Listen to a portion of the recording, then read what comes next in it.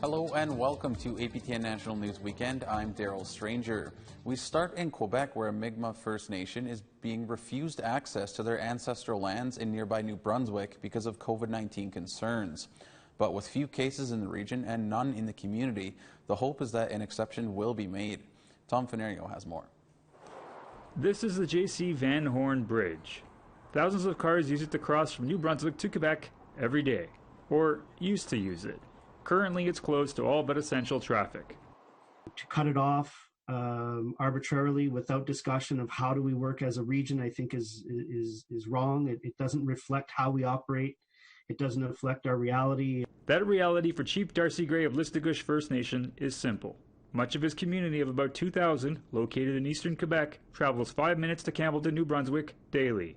Groceries, school, Listugush is so intertwined with Campbellton, they use Atlantic time instead of the Eastern time zone that the rest of Quebec uses.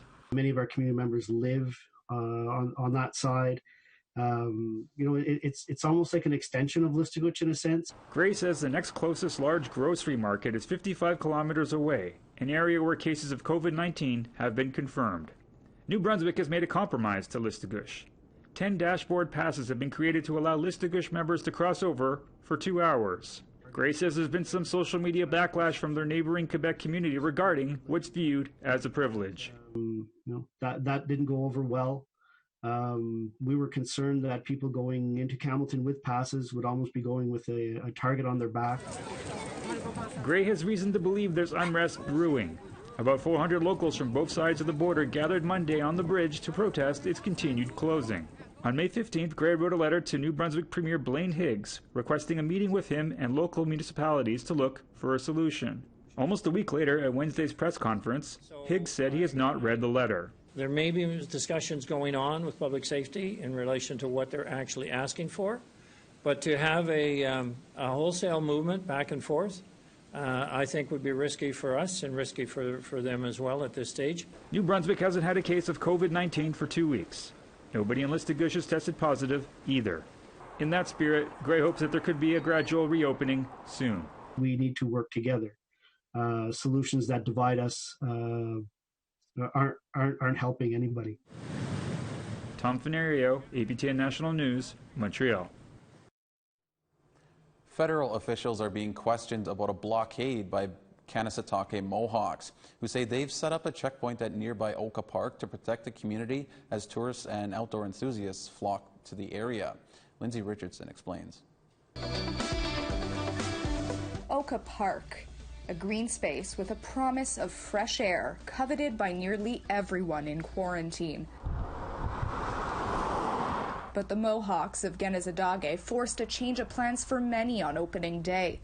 Interlopers from other regions turned away at a checkpoint near the park's entrance. So we're adjusting. It's a dynamic plan. The checkpoints are controversial, even subject of a cease and desist order. Robert Bonsfield with the Emergency Response Unit says talks with parks officials went nowhere until receiving 24 hours notice about its opening. So another checkpoint was a last resort. And it all boils down to keeping Kanesatake as safe as we can in this situation. Nice to see you again. Grand Chief Serge Simon and Oka Mayor Pascal Quevillon reportedly spent the day in talks. Sûreté de Québec officers stationed near the checkpoint did not intervene, deeming it a political issue. Things are quiet so far, but while speaking in Montreal today, Premier François Legault was asked if Quebec will tolerate this show of force. Legault says he understands Kanesatake's concerns. C'est légitime. On essaie de discuter avec eux autres pour régler ça à l'amiable. But Quevillon took the issue straight to the top, blaming Indigenous Services Minister Mark Miller for using federal dollars to enable illegal demonstrations. The issue reached the House of Commons yesterday, hours after the checkpoint went up. Est-ce qu'on pourrait savoir s'il y a moyen pour le gouvernement fédéral de parler aux Mohawks et de leur faire entendre raison?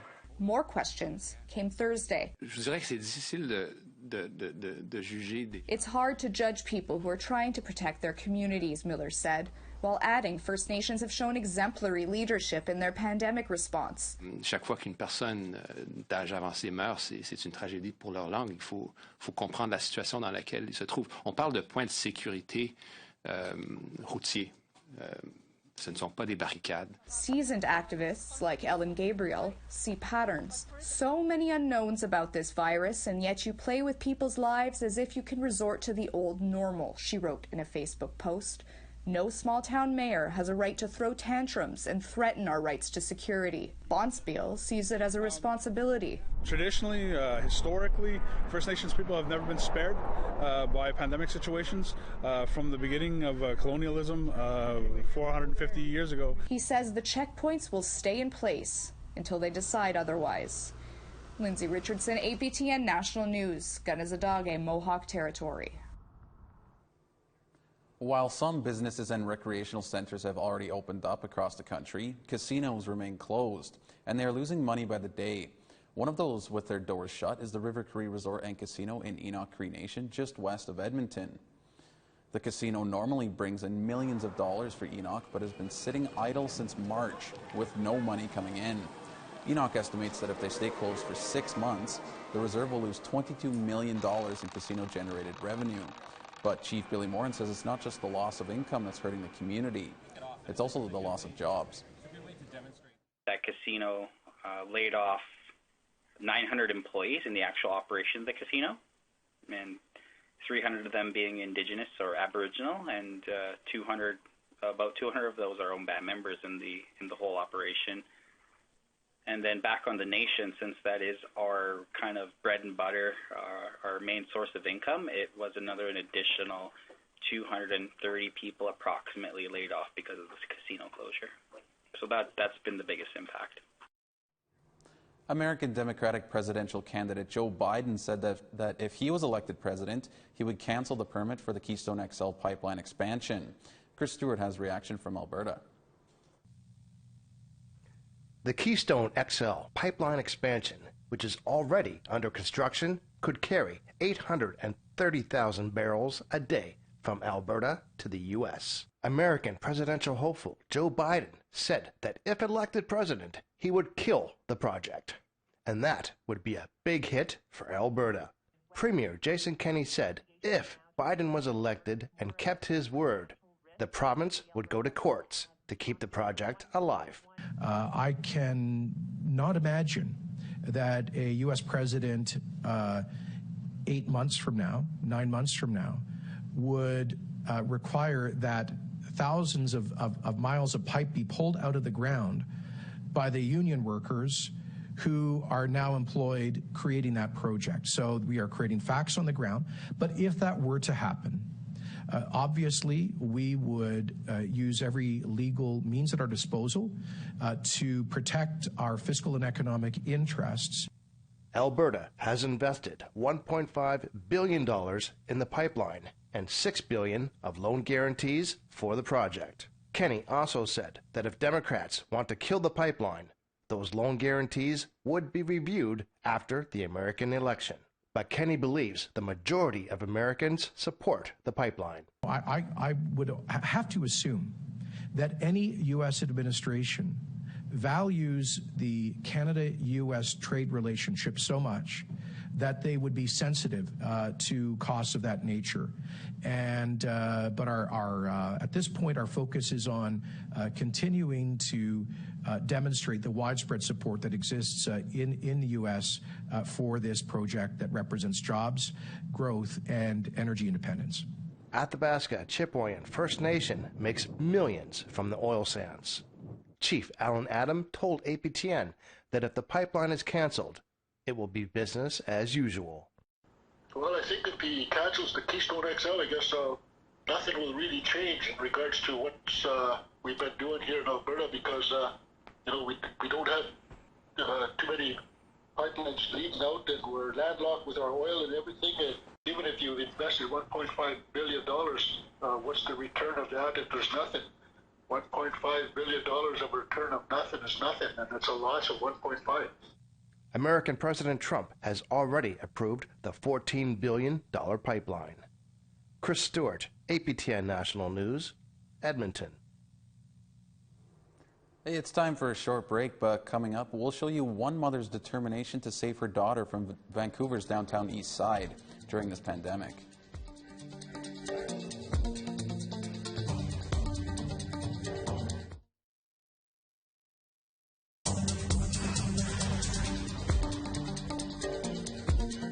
Welcome back. This next story is about a mother and her determination to save her daughter, who was an addict living on Vancouver's downtown east side during the COVID-19 pandemic.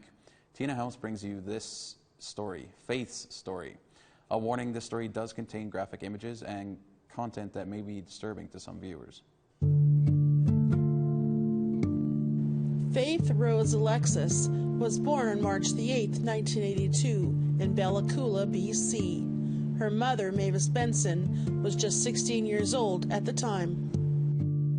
Being really young and naive, I just didn't know what I was in for, you know, and after the labor I was just so exhausted, and she was a beautiful little baby, and, you know, I just totally fell in love with her when she was born. Soon after Faith was born, Mavis became a single mom and moved back to their community, the Cheslada First Nation, near Burns Lake, BC. Faith's grandparents helped raise her while Mavis finished school.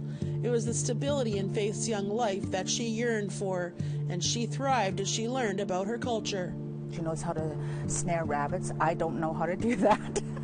She actually showed me. She would snare rabbits. She would help my mom, you know, cut up the moose. She knows how to do the dry meat. She knows how to do dry fish. She knows how to cut it up. She knows all our traditional culture really, really well. And being close to her grandma was the most important thing in her life. Her mom says Faith wanted to become a movie star and a model. She was excited for her future. In 2002, she even attended the American Indian Film Festival in San Francisco, California, to pursue her goals. And then she wanted to go to Hawaii to see the world. She was a beautiful girl. She was always energetic and full of life, and she just loved life. She used to do everything that she could. She was just excited for life every single day. 18 years after that trip to Hawaii, this is Faith today, nearly unrecognizable. She is now 38 years old and has lived down here on Vancouver's downtown east side since 2008. Severely addicted to drugs, she lives in a single-room occupancy room on Vancouver's East Hastings Street. Mavis says Faith got into pills and alcohol when she was about 16 when they moved to Vancouver. In her early 20s, she got sober and had 4 children. She left the father of her children because she claims he was abusive. She tried hard to raise her kids on her own, but Mavis says she suffered from postpartum depression. So, Mavis took custody of 3 of her grandkids, while the youngest was adopted. And then, Mavis says, Faith's world turned upside down when her beloved grandmother Mary passed away. When her grandma passed away, her world was taken from her. It's another rainy day in Vancouver, and Mavis and her friend Marlene Jack are out once again looking for Faith. It's something she's had to do over the years. Because of Faith's addiction, she doesn't always stay in contact.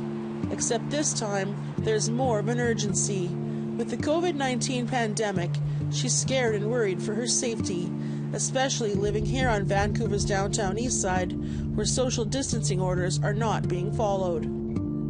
She does have a lot of mental health issues, and she needs to be in a safe environment like that, especially with the pandemic. Mavis agreed to wear a GoPro camera for this story, and hours into her search, she finds Faith on East Hastings Street, outside of the SRO where she lives. Hi, Faith. Hi. Oh, Mom, is that you? Yes. Oh, hi, Mom. Hi, baby. Hi.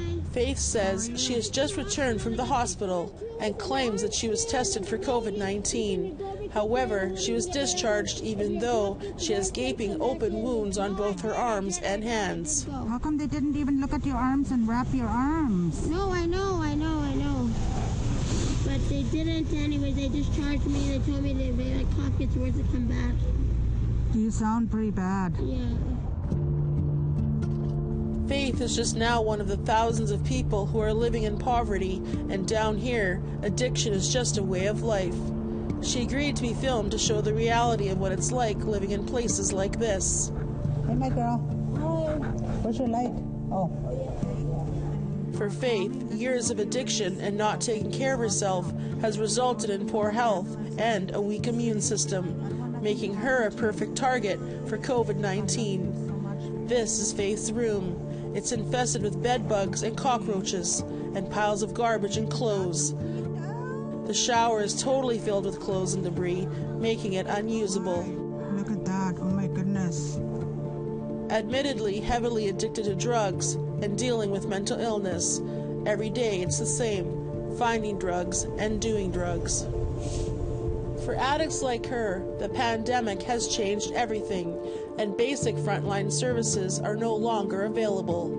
Making it more dangerous for addicts because of the no-visitor policy means she can't use the buddy system, and the chances of overdosing alone in her room are high. For Mavis, it was on one of those visits with Faith that she had a lucid moment, and she was able to ask her about going to treatment. Do you think I'd want to go to treatment? I don't know. What do you think about it? I think you should, because I'm really worried about you. I really love you, and I want you to come home to us. I want you to live with us. What would Grandma say if she was here? Grandma wouldn't like you down here, would she? No.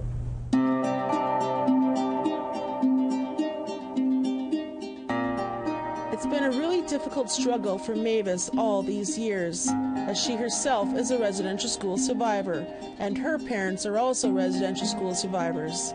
Mavis fears that Faith has inherited that intergenerational trauma. I just feel like she's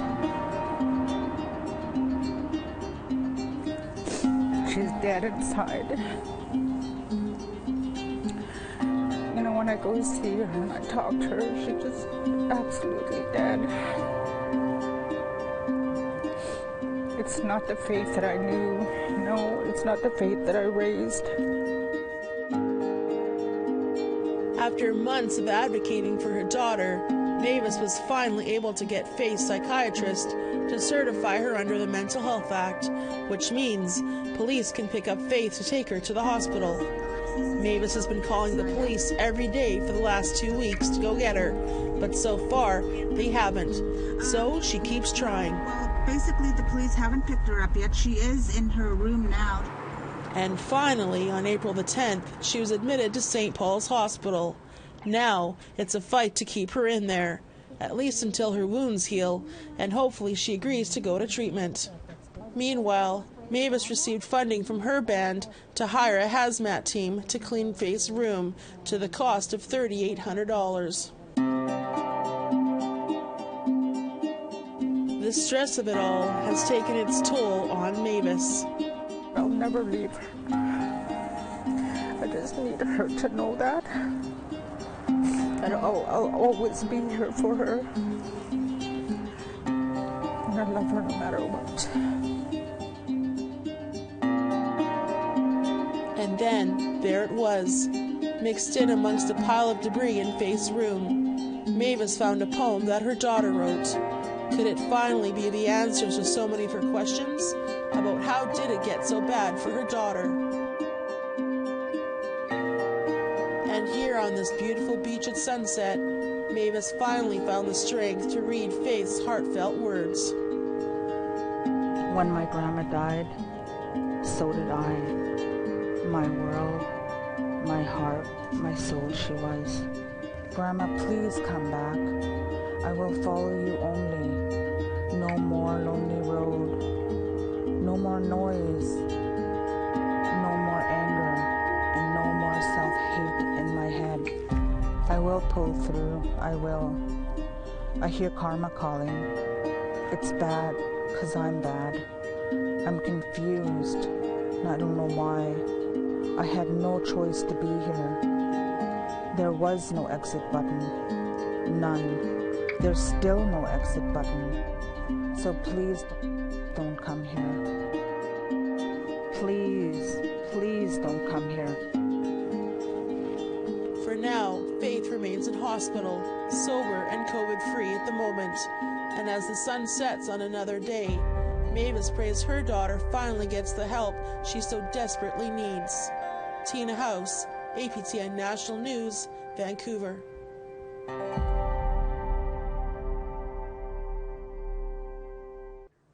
It's time for one more break, but still to come, Nunavut Schools have found new ways to run breakfast programs and food banks during the COVID-19 pandemic. We'll have that when we come back.